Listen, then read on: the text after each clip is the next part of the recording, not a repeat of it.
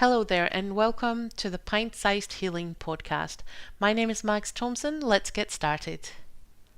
So, last week we talked about triggers and our need to embrace our triggers because they're telling us where we need to do some more healing. And today I wanted to talk to you about how triggers actually can influence us in the moment. One way that we talk about it on SwanWaters sometimes is to talk about fleas and allergies. So a trigger can either trigger a flea or an allergy. And although they may seem quite similar, they are slightly different. So let me just take you through that.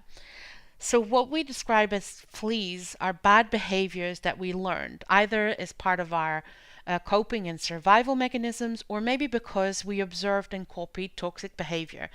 Especially if you've grown up in a toxic family, then we will have learned certain toxic behaviors from looking at our parents.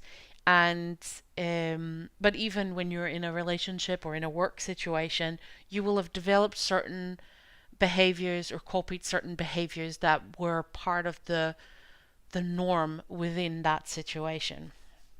So those we describe as fleas because they're kind of parasitic and they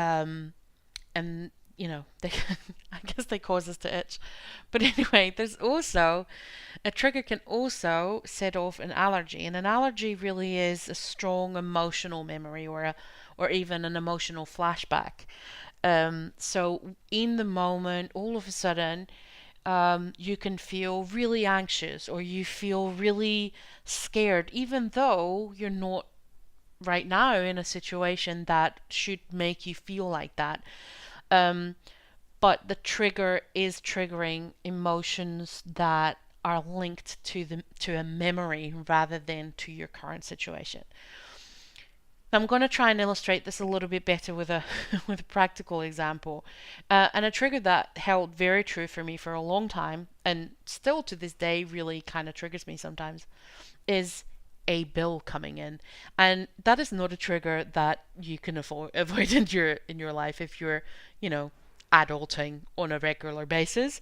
So when a bill comes in, actually I am triggered, or the fleas I've kind of managed to minimize, but the flea response for me when a bill would come in was to just ignore the bill.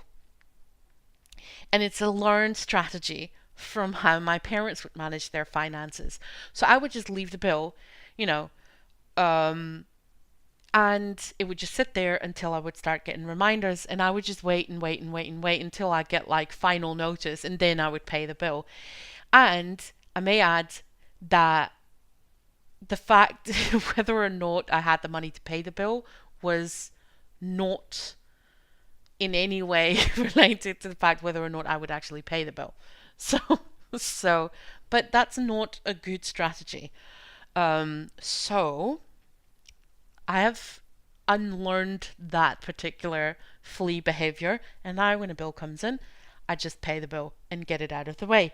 Because simultaneously, when the bill comes in, I also have an allergy response. Now, that one is a little bit more difficult to reprogram, but because of financial abuse that I experienced within my family, a bill coming through also makes me feel anxious. And again, regardless of whether or not I have money in my bank account, the bill arriving will make me feel anxious about money, which is kind of silly. But at the same time, it is what it is. And I am getting better at not letting that freak me out so much.